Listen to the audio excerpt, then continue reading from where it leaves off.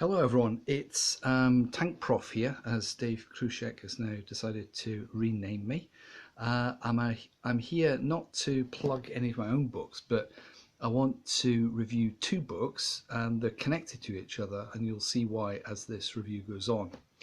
So the first of the books is called Rangers in the Gap, and the second book is called Do This for Love. As you can see, the Free Burma Rangers in the Battle of Mosul. Rangers in the Gap. This book came out in 2013, and Do This for Love by Dave Eubank. It was just published very recently, just a few days ago, in fact. So both of these books tell different parts of the story of the Free Burma Rangers, which is a humanitarian organization founded by a former US Special Forces officer called David Eubank, and also his wife Karen Eubank. The first book is edited by somebody called Richard Drabert, and as I said, published in 2013. Well, the second was only published, well, I got my copy last Friday, and I read it within about 2.5 days, even though it's over 300 pages long. And both of these books, for reasons I'll explain later, I think if you struggle with reading a bit and find it a bit hard to get down to reading books, these books, you will find it so easy to read. Now, before coming to the two books, let me just briefly say who the Free Burma Rangers are, because it's important to understand that if you're going to really understand what these books are about. They were founded in a way almost by accident by David and his wife Karen, who left the United States in 1993 for Burma, or as it's now called, Myanmar, and their vague aim was to act as missionaries among the ethnic peoples in the sort of mainly the northern, western, eastern parts of the country. There was no real organization behind them, and Burma has been in the grips of a civil war since really its independence in January 1948, immediately after the British left. There was a military coup in 1962, and there's been a military dictatorship ever since, and the country was renamed Myanmar on the 18th of June 1989. Since its foundation, the majority of Burmese or Burma people have been oppressing various groups of ethnic minorities. The army burns villages, murders and rapes, so these ethnic groups are constantly on the move, trying to escape from the clutches of the Burma army, which seeks either to kill them or to enslave them. The original assistance offered to the ethnic groups by David Eubank and his wife started off in an extremely small-scale fashion. He just went first himself with a rucksack full of medical supplies and bumped into someone called Ilya, who became one of the key figures in the organization. And gradually they started to put teams together which assisted the oppressed peoples, raised awareness of their suffering through videography, filming what was going on and sending it to news agencies in the West. And they provided all important medical support, dental care as well, things which these people who had nothing were very, very appreciative of. The training given to the teams of Free Burma Rangers is similar to military training. Lots of running, fitness, map reading, even though they're not as such armed, and they do seem to cooperate very informally with the armed ethnic groups who have been created really to protect their own people from these attacks by the Burma army. FBR is not an explicitly Christian group. They accept people of all faiths and none. But everything which David Eubank does is infused with his Christian beliefs, and this becomes clear very, very quickly. His wife organizes events for children, which run under the name of the Good Life Club. And these look in some ways very similar to a typical Sunday school meeting. The motto of the Free Burma Rangers, which you can see in the t-shirts, is love each other, unite and work for freedom, justice and peace, pray with faith, act with courage, never surrender, and then they all shout, Rangers.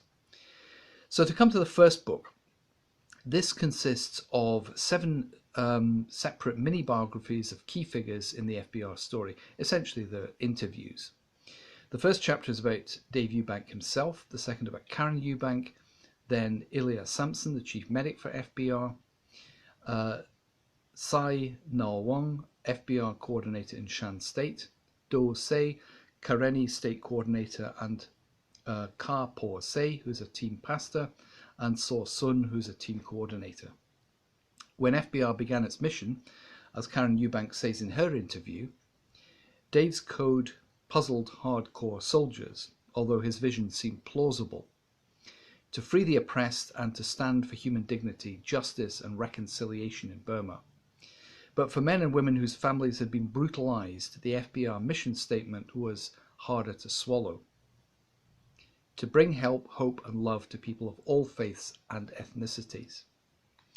But with that vision, the work of FBR has expanded over more than 20 years.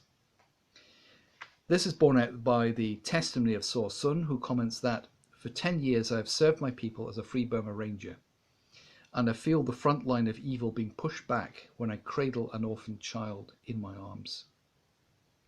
And he also noted, at the Karen training camp, prayer in the name of Jesus Christ was essential, expected, and never opposed, no matter what one's philosophy. And from the opening prayer on the first day until graduation ceremony, Dave pounded us with a maxim that he lived by: never give up. This story of humanitarian aid in the jungles of Burma gets more exciting the more one listens to everything which the FBR teams experienced over 2 decades. But there is another important aspect to the story. The Eubanks children have grown up with them in the jungle, learning to ride horses, swim in fast-flowing rivers, and walking up mountain trails, and having some interesting pets like monkeys. Just like the large groups, of course, of internally displaced people they serve. They participate in the work of the Good Life Club, and as the story of FBR unfolds and they've got older, they've started to play their part in many aspects of the work, including some of the medical support.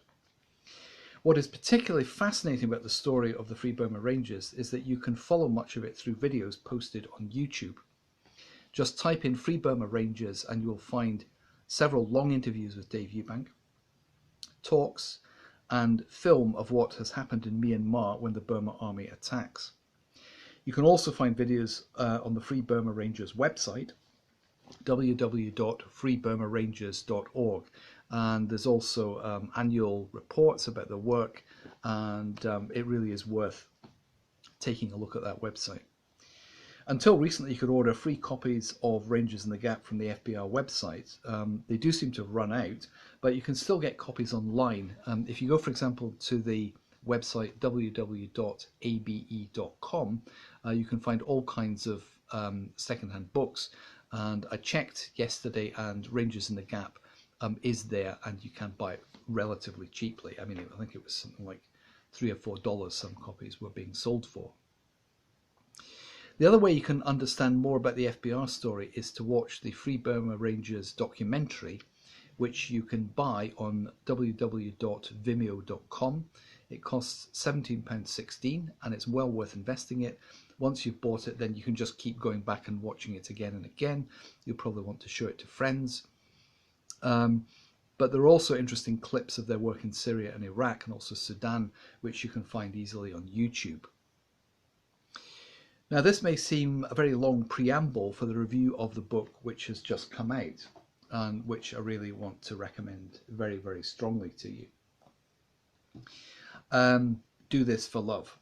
But it's necessary because Eubank points out that the work which FBR has conducted in Syria and Iraq would not have been possible without the foundations of 20 years of work in Burma, learning medical techniques, learning to be calm under fire, and also particularly learning to trust in God in what seems like very often almost impossible situations.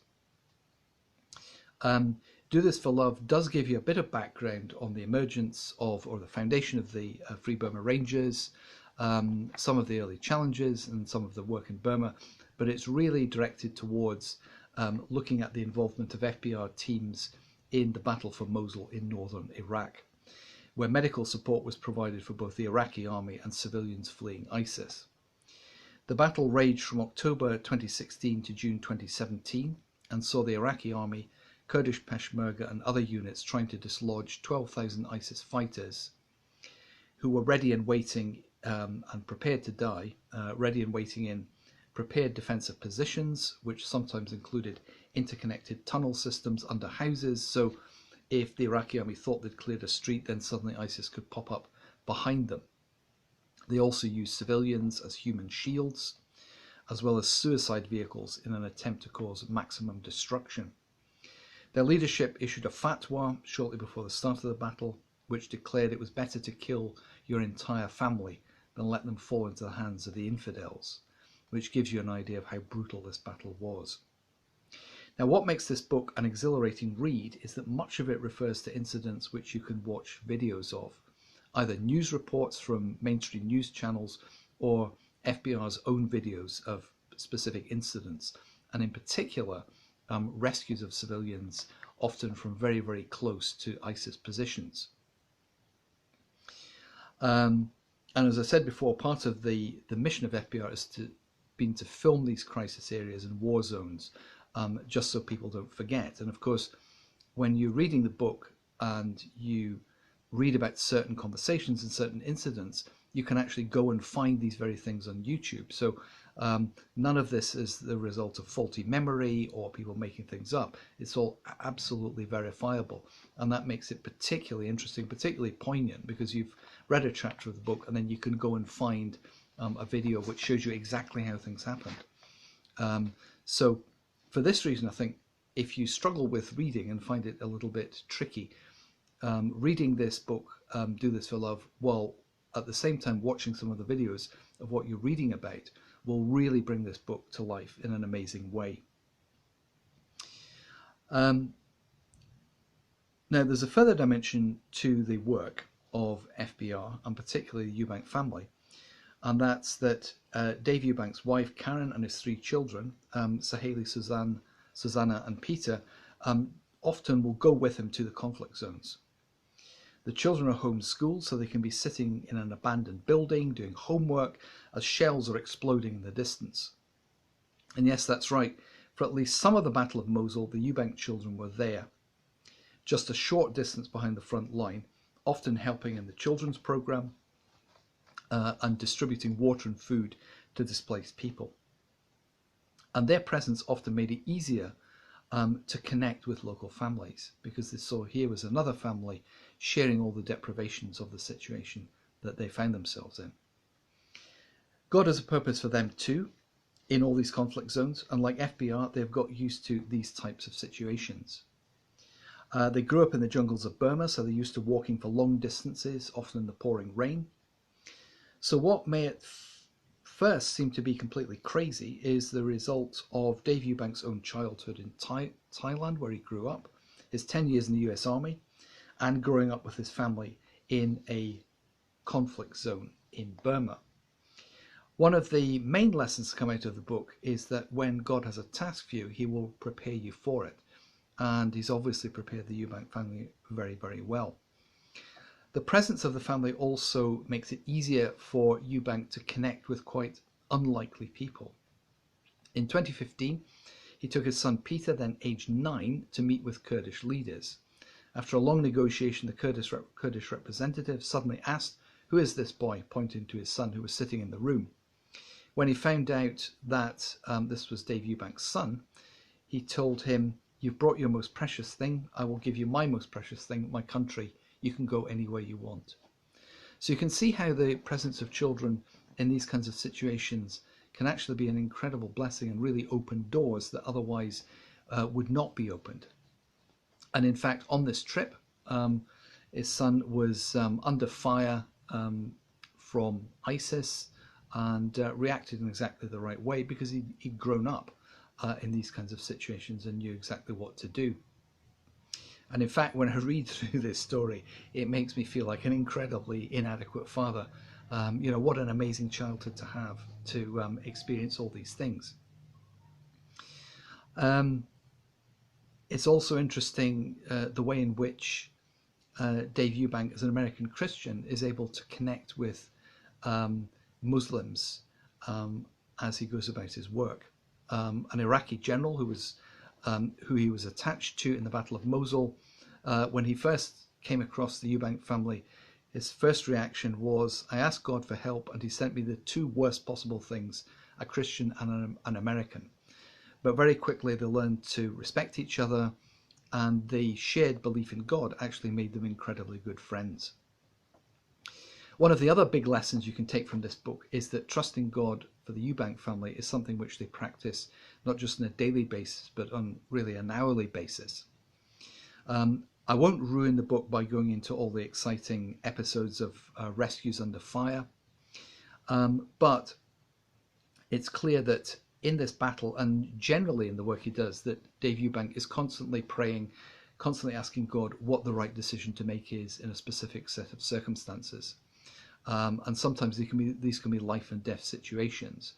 Obviously, as a trained US Special Forces officer, in some of these situations, he's trained and knows how to react.